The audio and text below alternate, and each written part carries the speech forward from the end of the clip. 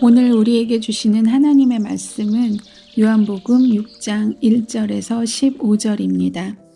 그 후에 예수께서 디베랴의 갈릴리 바다 건너편으로 가시매 큰 무리가 따르니 이는 병자들에게 행하시는 표적을 보았음이러라. 예수께서 산에 오르사 제자들과 함께 거기 앉으시니 마침 유대인의 명절인 유월절이 가까운지라. 예수께서 눈을 들어 큰 무리가 자기에게로 오는 것을 보시고 빌립에게 이르시되 우리가 어디서 떡을 사서 이 사람들을 먹이겠느냐 하시니 이렇게 말씀하심은 친히 어떻게 하실지를 아시고 빌립을 시험하고자 하심이라. 빌립이 대답하되 각 사람으로 조금씩 받게 할지라도 200데나리온의 떡이 부족하리이다. 제자 중 하나 곧 시몬 베드로의 형제 안드레가 예수께 여짜오되 여기 한 아이가 있어 보리떡 5개와 물고기 2마리를 가지고 있나이다. 그러나 그것이 이 많은 사람에게 얼마나 되겠사옵나이까. 예수께서 이르시되 이 사람들로 앉게 하라 하시니 그곳에 잔디가 많은지라 사람들이 앉으니 수가 5,000명쯤 되더라. 예수께서 떡을 가져 축사하신 후에 앉아있는 자들에게 나눠주시고 물고기도 그렇게 그들의 원대로 주시니라. 그들이 배부른 후에 예수께서 제자들에게 이르시되 남은 조각을 거두고 버리는 것이 없게 하라 하시므로 이에 거두니 보리떡 5개로 먹고 남은 조각이 12바구니에 찼더라. 그 사람들이 예수께서 행하신 이 표적을 보고 말하되 이는 참으로 세상에 오실 그 선지자라 하더라. 그러므로 예수께서 그들이 와서 자기를 억지로 붙들어 임금으로 삼으려는 줄 아시고 다시 혼자 산으로 떠나가시니라. 아멘. 오늘 우리가 함께 묵상할 요한복음 6장은 이른바 생명의 떡장이라고 불리는 매우 중요한 단락입니다. 본문 1절에서 15절까지의 말씀은 우리가 잘 아는 오병이어의 기적을 다루고 있습니다. 이 사건은 사복음서 전체에 공통적으로 기록된 유일한 표적입니다. 그만큼 이 사건이 기독교 신앙과 복음의 핵심에서 차지하는 비중이 크다는 것을 의미합니다. 특별히 오늘 본문 4절을 보시면 마침 유대인의 명절인 유월절이 가까운지라 라고 기록합니다. 사도 요한이 왜 이 시점을 명시했을까요? 이는 단순히 시간적 배경을 설명하기 위한 것이 아닙니다. 구약의 유월절은 이스라엘 백성이 광야에서 만나를 먹으며 하나님의 구원을 경험했던 사건을 기념합니다. 그리고 이제 참된 유월절의 어린 양으로 오신 우리 주 예수 그리스도께서 하늘에서 내려오신 참된 만나라고 하는 것을 의미하고 보여주기 위함입니다. 즉 생명의 떡으로서 자기 백성을 먹이실 예수 그리스도를 암시하는 구속사적인 선언이라고 할 수 있습니다. 오늘 이 새벽 우리의 결핍보다 크신 주님의 주권을 신뢰하며 육신의 배부름을 넘어서 영원한 생명을 주시는 우리 주 예수 그리스도께로 나아가는 시간 되시기를 소망합니다. 본문 5절에서 예수님께서는 눈을 들어 큰 무리가 자기에게로 오는 것을 보시고 빌립에게 묻습니다. 어디서 떡을 사서 이 사람들로 먹게 하겠느냐는 것입니다. 그리고 6절에서는 예수님께서 이와 같이 질문하신 목적을 분명히 밝힙니다. 바로 빌립을 시험하고자 하심입니다. 여기서 시험하다에 해당하는 헬라어 페이라조는 사람을 넘어뜨리려는 유혹, 즉 템테이션이 아닙니다. 도리어 그 믿음의 수준을 달아보시고 연단하시는 일종의 테스트입니다. 모든 테스트에는 언제나 해답이 있습니다. 마찬가지로 6절을 보시면 예수님께서도 이미 이 테스트의 해결책을 친히 아시고 계셨다고 기록합니다. 이는 예수님께서 결코 대안 없이 우리에게 묻지 않으심을 보여주는 대목입니다. 예수님은 동일하게 우리의 테스트를 위해서도 질문하십니다. 예수님의 테스트에 빌립은 7절과 같이 대답합니다. 각 사람으로 조금씩 받게 할지라도 200데나리온의 떡이 부족하리이다. 예수님의 질문에 빌립은 매우 명석하고 빠른 계산으로 대답합니다. 당시 한 데나리온은 장정 하루의 품삯입니다. 그러므로 200데나리온이라고 하는 이 말은 장정 한 명의 200일치 월급에 해당하는 큰 금액인 것을 알 수 있습니다. 이것을 빌립이 빠르게 계산하여서 예수님께 답합니다. 하지만 빌립의 계산에는 하나님의 아들 예수 그리스도라고 하는 이 상수가 빠져 있습니다. 이 지점이 예수님께서 테스트하신 핵심입니다. 하나님께서 우리에게 질문하실 때도 동일한 대목입니다. 이때 시몬 베드로의 형제 안드레가 한 아이를 데려옵니다.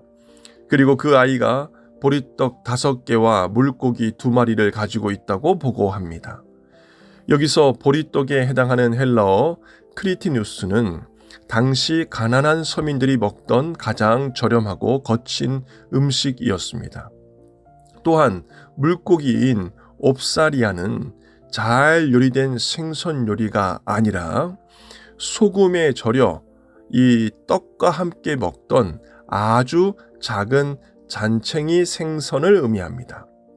결론적으로 이 소년의 도시락은 5,000명을 먹이기에는 터무니없이 작은 음식입니다.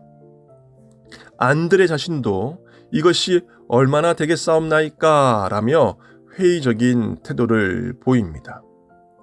그러나 요한복음은 도구의 위대함이 아니라 그 도구를 사용하시는 분의 위대함에 집중합니다. 저와 여러분의 삶에서도 동일합니다. 우리에게 집중하면 할 수 있는 것이 아무것도 없습니다. 그러나 우리를 사용하시는 주님께 집중하면 불가능한 일이 없습니다. 오늘 하루도 무에서 유를 창조하신 하나님의 위대하심에 집중하는 저와 여러분 되시기를 주님 이름으로 축원합니다. 한편 예수님은 무리를 잔디에 앉게 하십니다. 이때 모인 장정의 숫자만 5,000명쯤 되었습니다.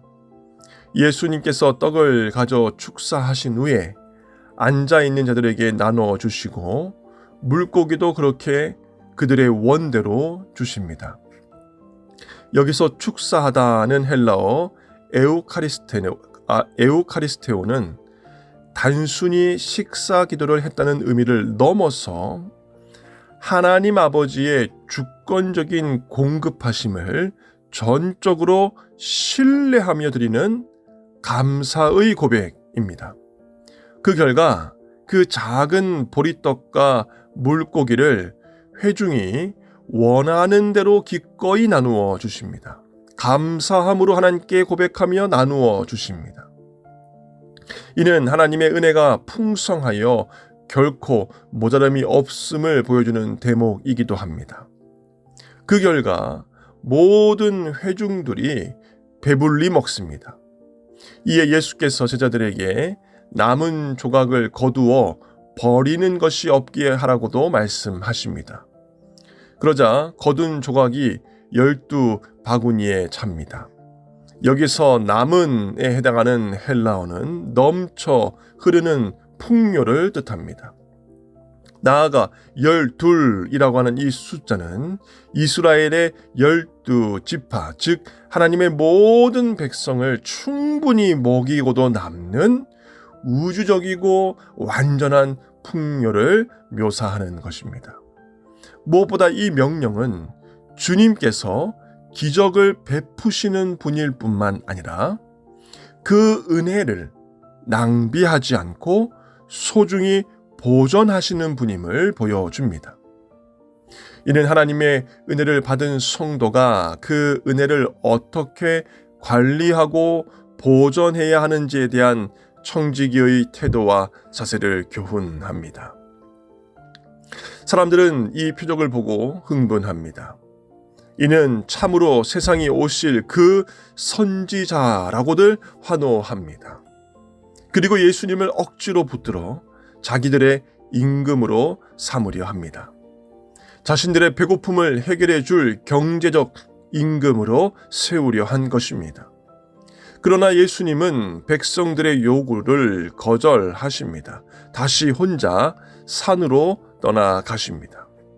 왜냐하면 예수님께서는 백성들의 수단이 되기를 거부하셨기 때문입니다. 예수님은 우리의 목적이 되셔야 하는 분이시기 때문입니다. 결국 군중들은 표적이 가리키는 실체이신 예수 그리스도보다 그 표적이 주는 부산물, 그 육신의 떡에만 더 열광했던 것입니다. 말씀을 맺고자 합니다. 오늘 주신 말씀을 통해 세 가지 결단을 권합니다. 첫째로, 우리의 모든 계산기를 내려놓고 주님 앞에서 기도하시기 바랍니다. 우리는 빌리처럼 상황을 분석하는 데는 빠르지만 기도하는 데는 느립니다. 이 문제는 돈이 얼마가 들어, 이 관계는 회복이 불가능해 라며 내가 먼저 단정 짓기 전에 그 상황을 친히 아시고 시험하시는 우리 주님 앞에 가장 먼저 내어놓으시길 바랍니다. 둘째로, 작은 것의 가치를 회복하시기 바랍니다. 소년의 보리떡 5개는 멸시받을 만큼 작았습니다. 그러나 주님의 손에 들려졌을 때 5,000명을 먹입니다.